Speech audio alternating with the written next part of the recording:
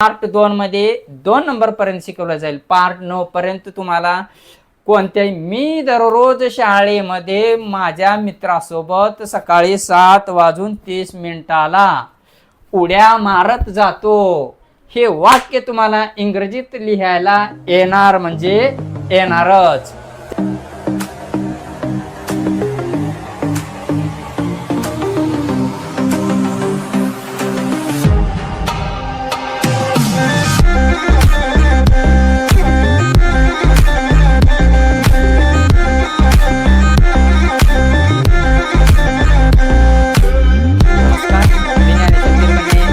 उलटी शाळामध्ये आपल्या सर्वांचं हार्दिक स्वागत. उलटी शाळा म्हणजे काय उलटी शाळा नाही तर त्याचे काही नियम आणि अटी आहेत जेणेकरून जे विद्यार्थ्याच्या बुद्धीमध्ये भ्रम बसलेला आहे की इंग्रजी खूप अवघड आहे. फॉर एक्झाम्पल आपण बघतच असाल की एक DRS गाडी आहे. हे DRS गाडी असते अशी मोठी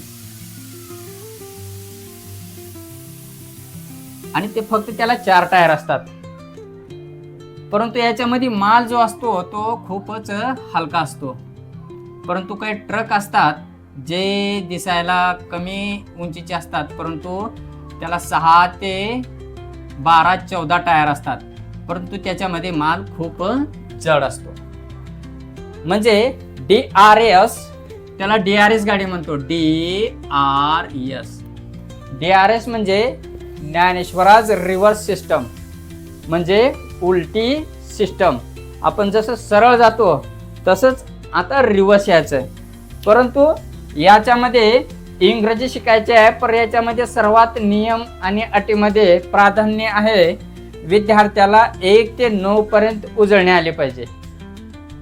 या उलटी शाळेमध्ये विद्यार्थ्याला 1 ते 9 पर्यंत जर उजळणी आली तर त्या विद्यार्थ्याला इंग्रजी वाचता लिहिता आणि 100% बोलता येते. आणि नंबर 2 त्याला मराठी वाचता आली पाहिजे. तसेच त्याला इंग्रजी शब्द पाठ पाहिजे. जसं येणे म्हणजे कम, जाणे म्हणजे गो, असे शब्द त्याला पाठ पाहिजे. यामध्ये नियम आणि अटी एवढ्याच आहेत. पण आपण शाळेत असं सांगितलेलं आहे सरळ सरळ की इंग्रजी येण्यासाठी टेन्सचे सूत्रे, स्ट्रक्चर ऑफ सेंटेन्स म्हणजे वाक्याची रचना, वर्ब आले पाहिजे, हेल्पिंग वर्ब आले पाहिजे, अशी अनेक प्रकरणे आले तरच आपणाला इंग्रजी येते असं सरळ सरळ शाळेमध्ये सांगतात. पण आपणास उलटी शाळेमध्ये आपणास याची काहीच गरज नाही, फक्त इंग्रजी शब्द आले पाहिजे. तर या ठिकाणी आपणासमोर उदाहरणं दिलेली आहेत. याच्यामध्ये नियम नंबर 1 अट आहे की 1 ते 9 पर्यंत उजळणे आली पाहिजे. हे तर बरोबर आहे, पण 1च्या अगोदर 0 येत असतो म्हणजे 0. आणि या उलटी शाळेमध्ये सर्वात महत्व 0ला आहे. सर्वात महत्व 0ला आहे. तर 0ला आपण इंग्रजीमध्ये म्हणतो 0. तर या उलटी शाळेमध्ये 0ला 0 न म्हणता या उलटे शाळेमध्ये 0 हा हिरो असतो. जसं आता या ठिकाणी मी जातो नंबर 1चं उदाहरण आहे. मी जातो. आता पिक्चरमध्ये जसा हिरो असतो तसं या वाक्यामध्ये आपल्याला 0 असतो. जसं की मी जातो मया म्हणजे या वाक्यातला हिरो झाला, म्हणून आपण त्याखाली 0 लिहिलो आणि जातोच्या नंतर 1 नंबर लिहिलो. जेव्हा आपण पार्ट 5, 6 आणि 7 पार्ट मध्ये जाऊ तसं 9 नंबर पर्यंत जसं आपण वाक्याच्या खाली नंबर देऊ तसं इंग्रजीत त्याचं वाक्य रूपांतर टेन्स कोणत्याही काळामध्ये असू द्या टेन्सची गरज नाही, स्ट्रक्चर ऑफ सेंटेन्सची गरज नाही, हेल्पिंग वर्बची गरज नाही किंवा वर्बची देखील गरज नाही. फक्त आपणाला गो म्हणजे जाणे, कम म्हणजे येणे, टेल म्हणजे सांगणे, सेल म्हणजे विकणे, मेक म्हणजे बनवणे, फाइंड म्हणजे शोधणे, कम म्हणजे येणे, हेल्प म्हणजे मदत करणे, गो म्हणजे जाणे, डू म्हणजे करणे, फ्लाय म्हणजे उडणे, ईट म्हणजे खाणे, फॉल म्हणजे पडणे, असे जे कट म्हणजे कापणे, हे जे शब्द आहेत हे फक्त शब्द आले पाहिजे. जर इतके शब्द जर आले तर तुम्हाला 100% इंग्रजी येणारच. हे पार्ट 1 मध्ये आपणास फक्त 1 नंबर पर्यंत शिकवलं जाईल. पार्ट 2 मध्ये 2 नंबर पर्यंत शिकवलं जाईल. पार्ट 9 पर्यंत तुम्हाला कोणत्याही, मी दररोज शाळेमध्ये माझ्या मित्रासोबत सकाळी 7:30 उड्या मारत जातो.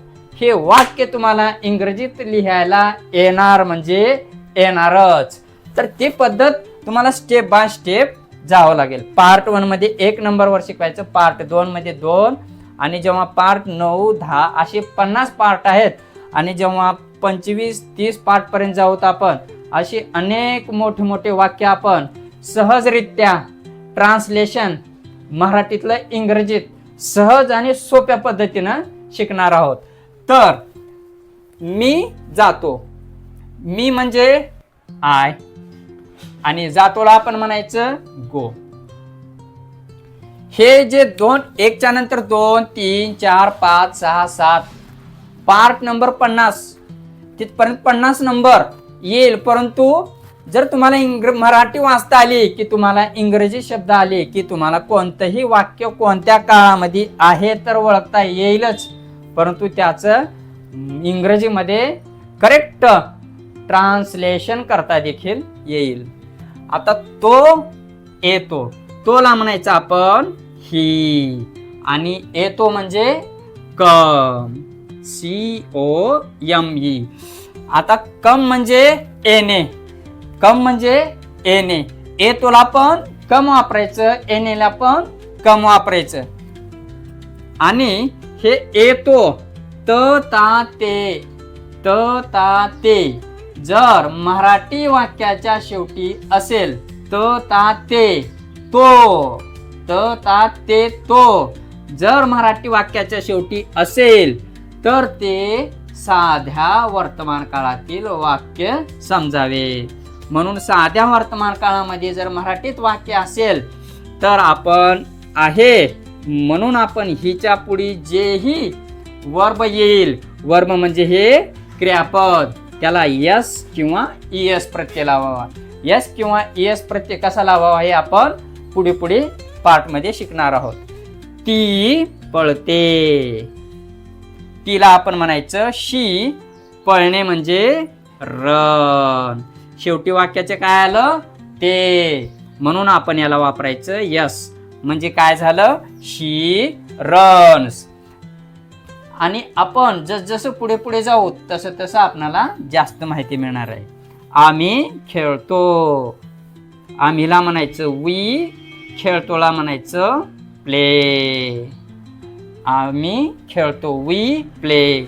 तुम्ही वाचता, तुम्हीला म्हणायचं यू, वाचता म्हणायचं रीड. एवढंच आलं पाहिजे. रीड म्हणजे वाचणे इतकं जरी आलं तर तुम्हाला कोणत्याच टेन्सची, स्ट्रक्चरची किंवा हेल्पिंग वर्बची कोणत्याच गोष्टीची गरज लागणार नाही. ते म्हणजे दे, THEY. लिहितात, लिहितात, ता ते तो मराठी वाक्याच्या शेवटी जर आले असेल तर ते साधा वर्तमान काळ असावा. दे लिहितात म्हणजे राईट, WRIT राईट. राम शिकतो, राम शिकतो. आता राम म्हणजे कोण आहे, तो म्हणजे काय झाला ही म्हणजे कोण इथं राम. म्हणून शिकतोला म्हणायचं आपण लर्न, आणि यस लावायचं कारण वाक्याच्या शेवटी तो आलं असल्यामुळे. ही, शी, इट आणि प्रथम पुरुषी एकवचनी सर्वनाम आला असेल तर आपण त्याला यस किंवा एस प्रत्यय लावायचा असतो. आता राम आणि श्याम पळतात, राम आणि श्याम पळतात. आता राम आणि श्याम पळतात. 1, 2, 3 किती शब्द आहेत, राम 1 आणि 2, श्याम 3 आणि पळतात 4. परंतु इथं आपण एकच 0 आणि 1 असे 2च शब्दामध्ये आपण विभागणी केलेली आहे.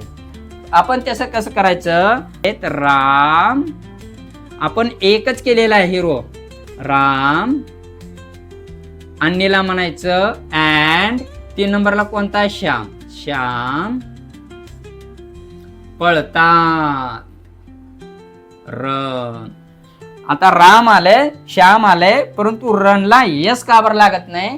कारण राम एक झाला आणि श्याम एक झाला, दोघं मिळून 2 झाले. म्हणून राम आणि श्याम हे 2 पुरुष झाले. त्याच्यामुळं आपणाला फक्त रन लिहायचं आहे. तर या पार्ट मध्ये आपण इतकंच. पुढील व्हिडिओमध्ये आपण 0, 1, 2 पर्यंत उलट्या शाळेमध्ये शिकणार आहोत. तोपर्यंत धन्यवाद.